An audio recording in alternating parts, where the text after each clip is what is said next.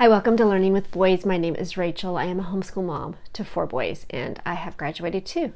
This school year, I will have an 11th grader and a 6th grader, and I had just put out on my community tab here on YouTube and also on my Instagram account, which I will link below, just asking for some questions. I thought it would be fun to do a question answer video this week, and I have gotten several. Probably half are just like general questions, some personal, some about high school, some different thoughts and challenges, and some are more related to the curriculum that we use a majority of, and that's Heart of Dakota. So I think I'm actually going to split this video into two.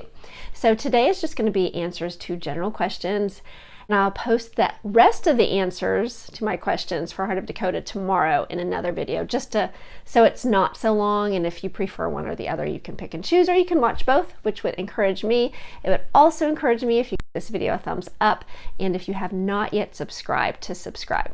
So I am going to go ahead and get started. Okay, my first question: how do you grade each subject? And this is by Liz Bees over on Instagram. And I want to say first, this is going to look totally different now than it did when we first started, which was 15 years ago. And my oldest was in first grade. And I also want to tell you that in our state, we're under an umbrella and we do have to turn in grades. For elementary, it is a letter grade. And for high school, it's a number grade so they can figure out the GPA. So I did in the beginning, if they had a math, which we used Math-U-See, or if they had a test related to language arts or spelling, I would calculate all that and I would give it a grade.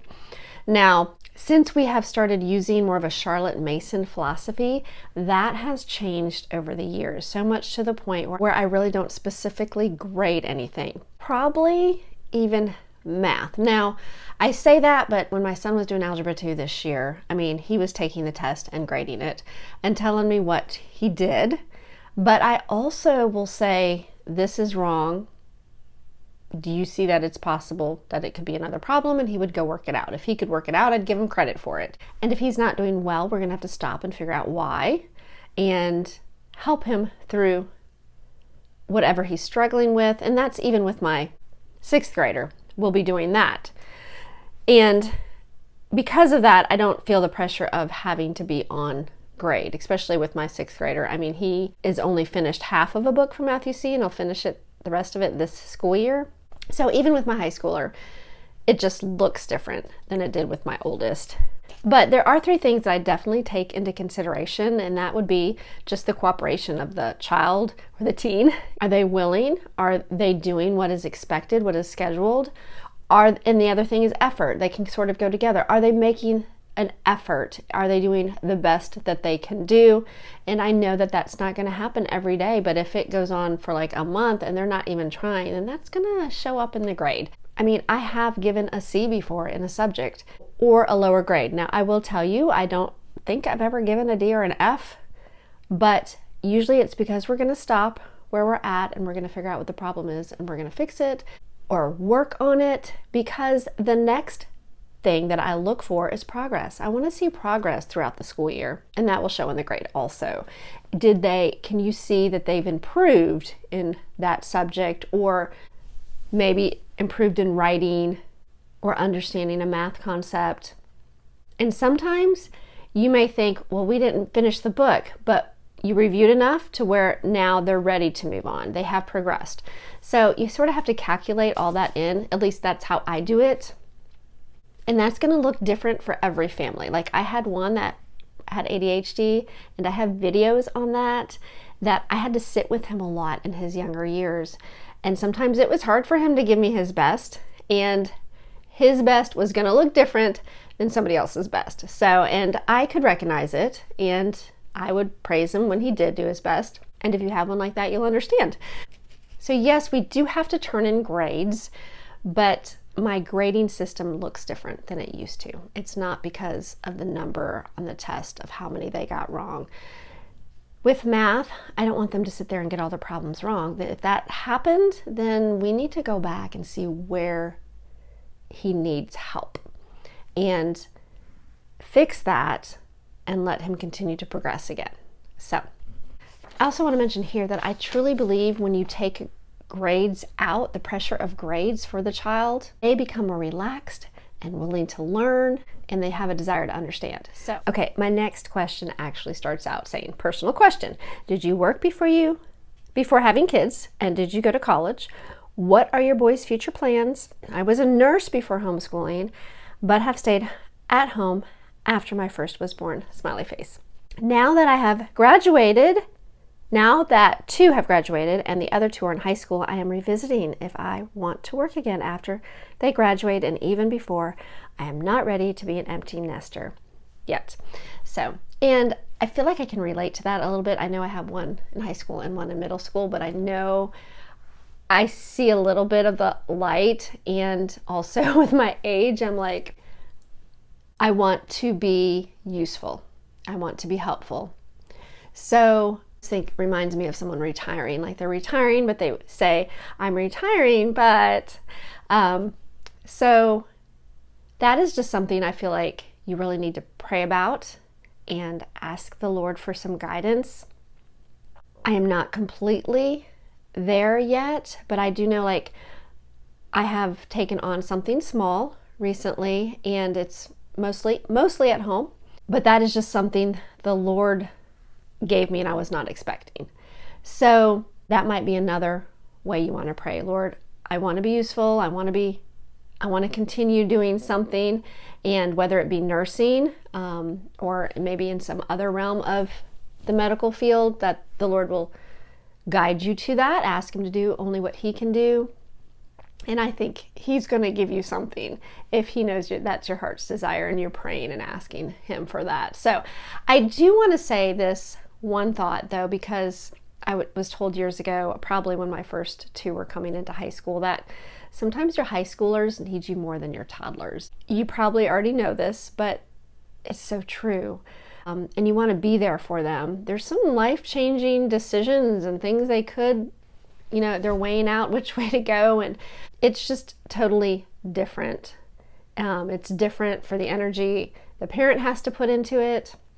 And yes, that can be exhausting because you're trying to help them through those years, not just with homeschooling, but with other life decisions, and especially as they go into adulthood, you want to be there for them. So those are some things just to ponder and pray about. And I am at the stage where I am doing the exact same thing, just asking the Lord for my husband and I both to be able to be there if they needed us. And I do want them to learn to have their own personal relationship with the Lord, so they can lean on him and ask God to put people and circumstances in their life and give them favor. So that's sort of my thoughts on that. Now, did I go to college? Did I work? I worked since the age of 14, 15, just different things. Worked through high school. I went to Bible college for 1 year. I worked the whole time I was in college, and then I came home, was thinking about finishing, but ended up getting engaged to my best friend who I had been dating. By the time we got married, we had dated over 3.5 years. So I ended up getting married, but at the same time, during that time that I came home for my first year, I did do some night school locally at a local community college. There was also a Bible school, sort of a night school that I was taking classes. I did enjoy learning new things. Even then, I like to be challenged. I cannot say I was the smartest, but I wanted to know what's out there. So I think that's why I continued with that. Then we got married, and I actually was able to get a job. I think I got this job a little bit before we were married at our church, working in the office. And that is what I went to school that 1 year for, and was continuing some business and accounting classes. I had got a job in the office helping with some church things, and also with they had a small Christian school. So I helped there a little bit. I then took a nanny position after a couple years of marriage, and it was actually a family member. My husband and I both just felt like that was what the Lord wanted us to do. So they were like having to go several places during the day, and it just didn't make sense. So, and I was fine with that opportunity. I didn't even remember this until this question came up, and I was thinking, oh yeah, and I even did some preschool homeschool stuff with them. So there you go. And then once they went to school, I went back to school full time. And that first semester I tried that, I found out I was expecting and was very sick. So that's sort of my college preview. I did finish that semester and actually registered for the next, but was just too sick to continue. So I will tell you, when I first started homeschooling my boys, I mean, that thought, and this is probably not your question, but I don't have my degree. And it wasn't that I was worried about homeschooling them if I could or if I couldn't.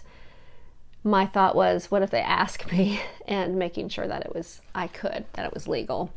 So it wasn't usually a stress in my life. It was more of a stress if somebody asked me that question. So here I am answering to everybody that no, I do not have a degree. But I did not have to go through the whole relearning process when you go from teaching to homeschooling, because it is totally different. For my boys and what are they doing now, my oldest took welding, and that is what he's doing for a job. He is doing a little traveling this summer and helping with some ministries, and then we'll get back to work when he comes home. He does have a lot of ideas. He is young, he's only 20, that what he would like to accomplish. So he does have some plans and ideas. He's just still working all that out and getting the experience he needs. And my second is at school for auto diesel, and he's actually working at a Christian summer camp this summer. And my 11th grader has plans to attend a Bible college. He feels called to the ministry, sort of why we are doing some dual credits online for him. We're starting now because he's confident in what he wants to do. And my fourth is going into 6th. Loves planes, wants to fly a plane. We'll see. Okay, I am going to mention this question was actually asked when I posted on Instagram about a curriculum I'll be using with my 6th and 11th grader. It's actually a Pilgrim's Progress study. We're actually reading through the actual book, and there's a study guide with it. I told her that, I wish I would have known about it earlier. I would have used it with all my kids. And then she asked, I am trying to figure out a way to have enough time with all my kids together that offers enough value to my 11th grader.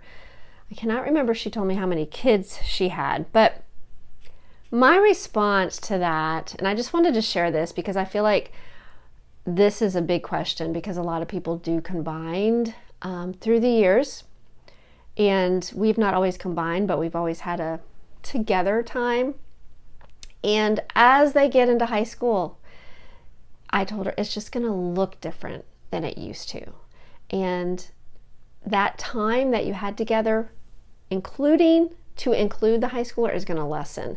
Like, you might have all the younger kids, they're not always going to be there. Mine usually had a job. He had a lot of extra schoolwork to do independently. So I had to think about, what am I going to pull out or work with them that would benefit them, and I can include everybody. So a lot of times, I remember one time we did a signer study, and the two oldest, my youngest, he was in 9th grade, so my youngest was probably only 4, but he was always in the room listening. So I would read a little bit, and then we would actually journal a little bit about that signer, and I had some pages and a notebook for each of the kids. And of course, I expected a little bit more from my high schooler than I did the others. So that is something that we did together. But it also was something that would be interesting to him. And it would benefit the other kids too. Even if they didn't write a lot in the journal, they at least are learning. We did read alouds. The last read aloud and family time we probably did together was when I had my 12th grader, in the fall. We did a book, and I remember which book it was. It was actually probably a little bit too old for my youngest, but I used discernment, and everybody really loved that book. Even my youngest still remembers reading that together, and we would talk about some things and discuss things. And I think we may even have done a little bit of another study. I cannot remember. But it wasn't like doing everything together or doing a whole actual subject together. It had to be something that would benefit them, but that the younger ones would enjoy. So finding something like that sometimes can be a challenge, and sometimes it might just need to be a read aloud. Just wanted to answer that question because I feel like it almost seems like it's getting impossible, and it will come to a point that it might. It doesn't mean that you can't do activities together. We've been all hiking together as a family, and sometimes it might have to move over to more of that kind of thing. Okay, one other question before I get into that of Heart of Dakota. It is, what are your boys' favorite field trips, family games, favorite family games, your favorite authors? And this is by Twin Arrows Homeschool. Okay, field trips. We've done a lot of field trips over the years, and a lot of them, especially when they were younger, we did as a family. Like, we planned, if we knew they were having a reenactment, we would want to be a part of that. We would take them to battlefields. We would take them to the zoo or the aquarium near us. If we were making a trip to travel, we would see what was available to stop at. But we also had field trips with a group of friends that also homeschooled.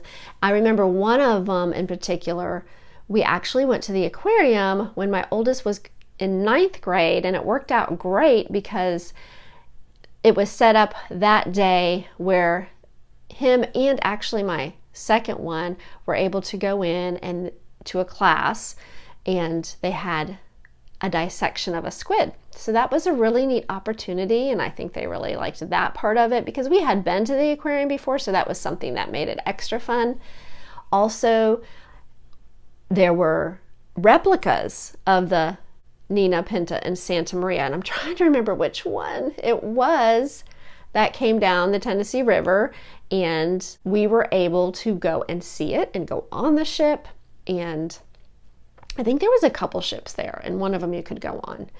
So they all remember that. They remember more than me. Like, they'll talk about that. So I know we went to like Charleston to see the USS York, which is a carrier ship, and I think they also had a small battleship there and all the history there. I have boys, so that is the kind of things that we did that they wanted to see. We've also been to some like air and space type museums. So I think for us, we just took those opportunities as they would arise. Sometimes we would plan them out if we were going to be traveling, but we also did have a lot of opportunities, even more so when they were younger, just to do different things together. So I hope that helps you with some ideas. I know a lot of families, they want to get together and do all the field trips, and some homeschool families will want to do it just with the family, the husband and the wife and the kids, which is, we've done both and we've enjoyed both. Now, favorite games, that is so hard. My boys are big they like different cards like Dutch Blitz, They really got into Risk for probably a couple years. They really enjoyed that. Right now, like my two oldest, they're just not big into games. Now, if they were in a big group, they would have fun and they would play. Husband is not a big game person, so I think that is part of it. But he will take them outside and do other things with them, which they enjoy that too. So I remember, I enjoy games. So I remember getting them Clue because I remember liking that game growing up and just the challenge. And they were younger, and I remember just trying to help them think logically about it. And that was a really fun game. Once they figured it out, they were like, oh yeah, this is good. So that's just some ideas, but we are not a huge game family. My youngest actually really likes games, but he's not picky. So he likes Battleship. Favorite authors, that I'm thinking you're talking about for them. And I have shared videos about what my boys read, books for boys, but I cannot say that any specific author. I do know that they all have enjoyed the YWAM books, the Heroes Then and Now, or the Christian Heroes Then and Now, but those would be by different people, but it is sort of like a series put out by that company. My boys weren't really into like fantasy books that would have a huge series. It's just not what they got into. My second, he probably would have, and he read some, but I cannot remember what they are. So So I know I'm not helping you at all there. So, but I will link the books that my boys, I remember I did a video recently and I literally asked my second, who's 18, what are your favorite books? And he like went around and said, I remember these, and these were his favorites. So, and I mentioned several of those in that video. That is it for today. The rest of the questions are more related to Heart of Dakota, so I am going to put out a second part 2 to these question and answer videos tomorrow. So if your question was not on this video, it's more than likely should be on tomorrow's video. And I appreciate you all watching.